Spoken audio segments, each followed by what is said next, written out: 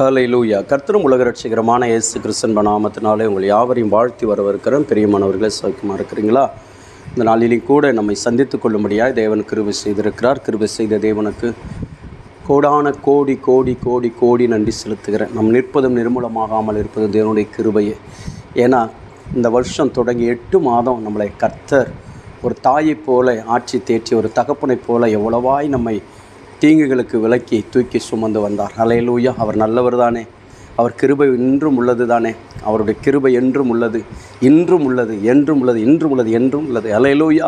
அந்த கிருபை என் அன்பு தேவப்பிள்ளை நம்ம விட்டு மாறவே மாறாது. இந்த புதிய மாதத்துக்குள்ளாக கர்த்தர் நம்மை பிரவேசிக்க கிருபை செய்திருக்கிறாரே, அவருடைய கிருபை தான். ஹல்லேலூயா. சரி, இந்த புதிய மாதத்திலே ஆண்டவருடைய வாக்குத்தத்தம் என்ன ஆண்டவரே என்று சொல்லி ஏக்கத்தோடு கூட காத்து கொண்டிருக்கிற என் அன்பு தேவப்பிள்ளையே, என் அன்பு தேவச்சனமே, என் அன்பு தாய் தகப்பனே, என் அன்பு சகோதரி சகோதரியை, என் பிள்ளைகளை, ஆண்டோடைய வார்த்தையை பாருங்கள். நெகேமியா எழுதின புஸ்தகம் 1வது அதிகாரத்தில் 9வது வசனம் இப்படியாய் ஆண்டவர் இந்த 9வது மாதத்தில் இந்த 9வது வசனத்தை அடியனுக்கு, திருச்சபைக்கு, உங்களுக்கு, நமக்கு வாக்குத்தத்தமாய் கொடுத்திருக்கிறார். என்ன அந்த வார்த்தை?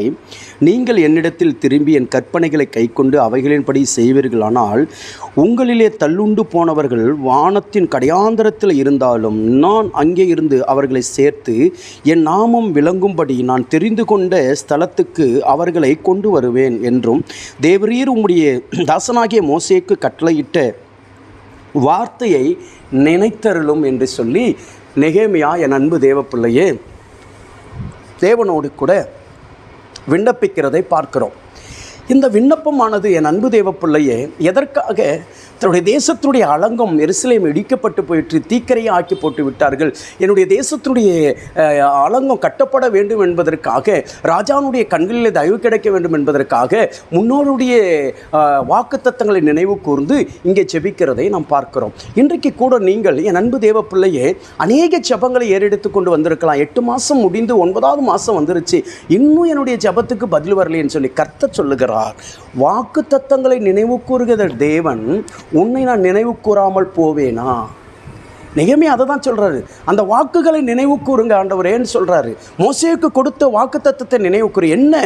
எகிப்திலிருந்து ஜனங்களை கொண்டு வந்து இந்த மலையிலே ஆராதனை செய்ய வேண்டும், அதற்காக மோசே நீ புறப்பட்டு போய் என்று சொன்னார். அதையே சொல்லி ஜெபிக்கிறான், அதையே நினைவு கூற செய்கிறார். என் அன்பு தேவப்பிள்ளையே, இன்றைக்கு உனக்கு அநேக வாக்குத்தத்தங்களை கொடுத்திருப்பார், அநேக சொப்பனங்களை கொடுத்திருப்பார், தரிசனங்களை கொடுத்திருப்பார். உன் சபையினுடைய ஊழியக்காரர் நிமித்தம் உன்னோடு கூட பேசியிருப்பார். மற்ற ஊழியக்காரர்கள் நிமித்தம் உனக்கு தீர்க்க தரிசனம் உரைக்கப்பட்டிருக்கும். கர்த்தருடைய வார்த்தை உன்னுக்குள்ளாக வந்திருக்கும். ஹல்லேலூயா. அதெல்லாம் நினைவு கூறுகிற தேவன் என் அன்பு தேவப்பிள்ளையே, உன்னுடைய குடும்பத்தை கட்டி எழுப்ப மாட்டாரா? உன் வாழ்க்கை கட்டி எழுப்ப மாட்டாரா? உன் பிஸ்னஸை கட்டி எழுப்ப மாட்டாரா? உன் எதிர்காலத்தை கட்டி எழுப்ப மாட்டாரா? அந்த அலங்கம் கட்டி எழுப்பும்படியாக ராஜாவுடைய கண்களிலே தயவு கிடைத்து, ராஜாவினால் எழுதப்பட்ட கடிதத்தை இந்த நெகேமியா கொண்டு போன ஒவ்வொரு இடம் ஒரு பரம தகப்பன் இருக்கிறார். நமக்கென்று ஒரு பரம தகப்பன் இருக்கிறார். அவர் நம்மேல் மனதுருக்கம் உள்ள தகப்பன், நம்முடைய ஜெபத்தை கேட்கிற தகப்பன்.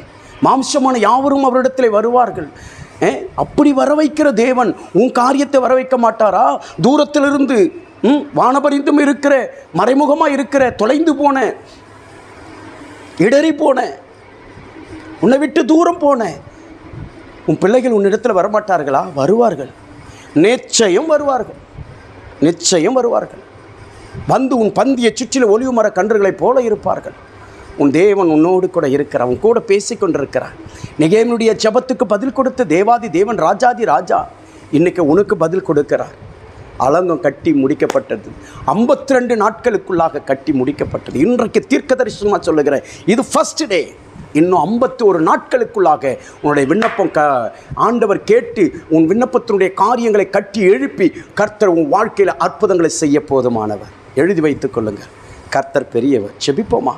மகா இரக்கமும் கிருபை நிறைந்த எங்கள் நல்ல ஆண்டவரை நன்றியோடு துதிக்கிறோம். இந்த நாளில் எங்களோடு கூட பேசின வார்த்தைகளுக்காக ஸ்தோத்திரம். ஆண்டவரே, எங்களுடைய காரியங்களெல்லாம் கட்டி எழுப்பு, எங்களுடைய ஜெபத்தை கேட்டு பதில் தாரும். நீர் கொடுத்ததற்காக ஸ்தோத்திரம். இந்த 9வது மாதத்தை காண கர்த்தர் கிருபை செய்ததற்காக நன்றி செலுத்துகிறேன். தொடர்ந்து ஆண்டவரை எங்களுடைய ஊழியத்தில், எங்கள் குடும்பத்திலும், எங்கள் கையின் பிரயாசத்திலும், வேலைஸ்தலம், பிள்ளையுடைய படிப்பிலும், போக்கிலும், வரத்திலும், எல்லாவற்றிலும் ஆண்டவரை அற்புதத்தை கர்த்தர் செய்து, ஆண்டவரே நெகேமியாவுக்கு போன இடமெல்லாம் எப்படி ஆண்டவரை காரியங்களை வாய்க்க செய்தோ அப்படியே வாய்க்க செய்வீராக. எங்களுக்கும் அதிகாரியுடைய கண்களை தாயும் கிருபையும் கர்த்தர் கட்டளையிட்டு வழிநடத்தும்.